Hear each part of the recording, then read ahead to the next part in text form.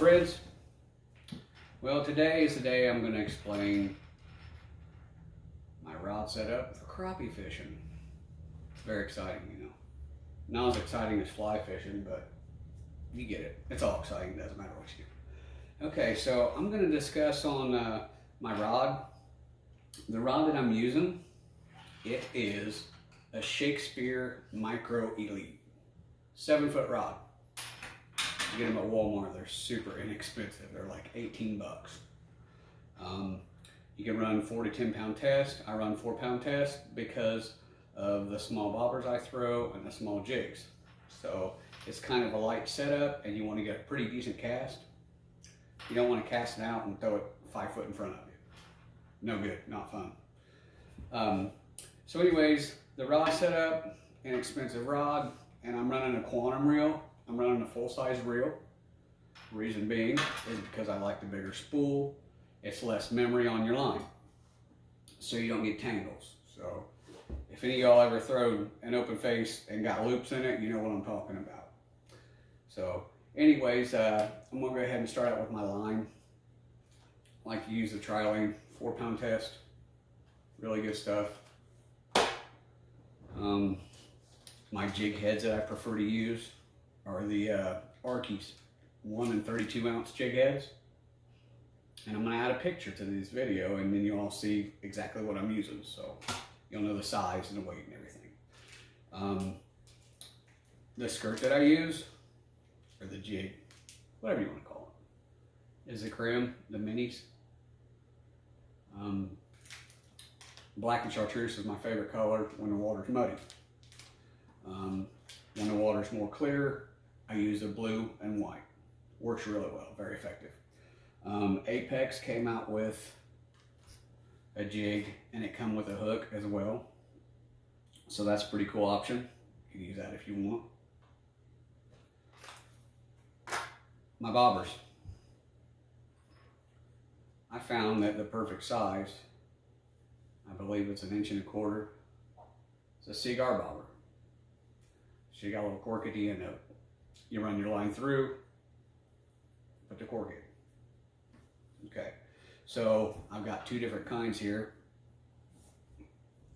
And this is a Cornell one, and this is an off-brand, but I really like it because it's fluorescent green. You can see it really well. So, and they're the same size. The other option is a bigger cigar bobber, which I don't like it, so I don't use it.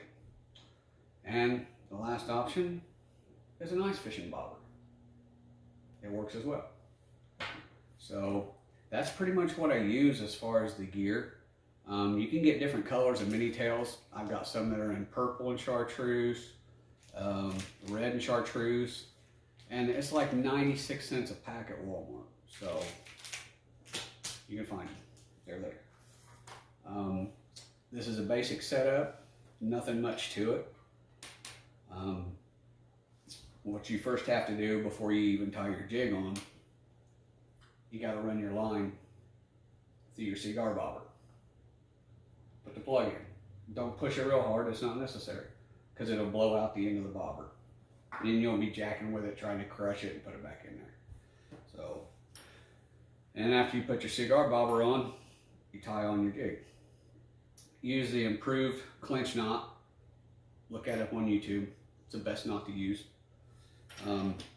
So once I get that all together, I like to set my bobber anywhere starting out from 19 to 21 inches from the jig. Yeah, odd numbers are better. Just let's not go there. So anyways, that's my basic setup. And I think that's all there is that I have to explain as far as setting up the rod and showing you what I use. And there's so many other options. You can get bigger jig heads, you can go to a bigger jig, but I like to use a smaller jig. I've caught bass, I've caught catfish, I've caught white bass, crappie, and bluegill, just on this small jig. So it works very effectively. It's caught a lot of fish, and I've been doing this for quite some time. An older gentleman taught me when I was younger, and I taught my sons, and I've taught friends of mine. It's very effective and it works. So if you don't have live bait,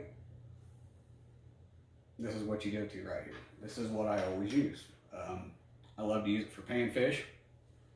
And like I said, you're not spending extra money on bait. I mean, who wants to go out and buy a bunch of minnows and then they die within 30 minutes? I'll stick with the artificial stuff. So I really can't explain to you how I use it, but I'll try to explain to you how it works. Normally what we do is we try to find shallow water, anywhere from, I'd say 5 to 3 foot. You can even go shallower sometimes, but this is all adjustable. I mean, I fished this thing at, I don't know, maybe 12 inches deep. That's nothing. And I caught fish. And yeah, the watercolor, if it's stained, it's so much better. That's why I choose the black and chartreuse, because I can see it in the darker water. But the shallow water spring fishing is awesome. It only lasts for a short time, but once it starts, you'll definitely put some fish in the freezer for sure. So what I'm going to try to do is explain how I would use it. And what I do is I would cast it out, maybe if I'm in some timber. A lot of times I like to fish log jams, you know, because the wood holds the heat. So the fish are attracted to the heat. They get up in the shallows. It's funny because we went out last weekend, me and a friend of mine, and we caught some crappie. And the weather was nasty. It was raining. It was cold, and we caught 8 of them. You know, we went back the next day, and it was almost 70 degrees. The sun was shining. There was no wind.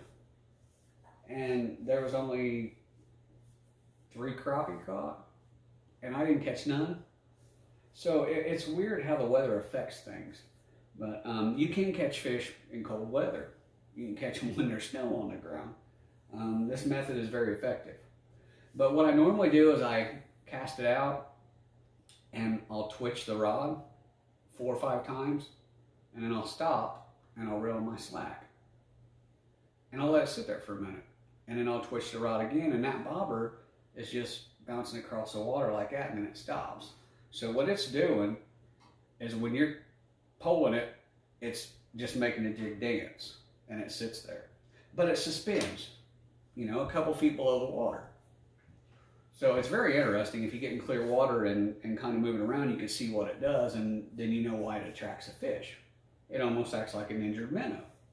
So this works. I'm telling you, I've caught a lot of crappie. I've caught hundreds of crappie with this method. And it works in the summertime too, but in the summer, it's warmer, so you're gonna have to set your depth a lot deeper. And that's, you know, the 7-foot rod, it helps so much on your casting. It works wonders. So anyways, I think that's about it as far as setting up my crappie rod. I'll try to get a video out there and show you guys how to do this. And I'll try to zoom in and maybe show the bobber and you know, maybe show some catching on there. But so that's all I've got for you. I want to tell everybody Happy Easter, and I hope everybody has a great weekend. Thanks for watching.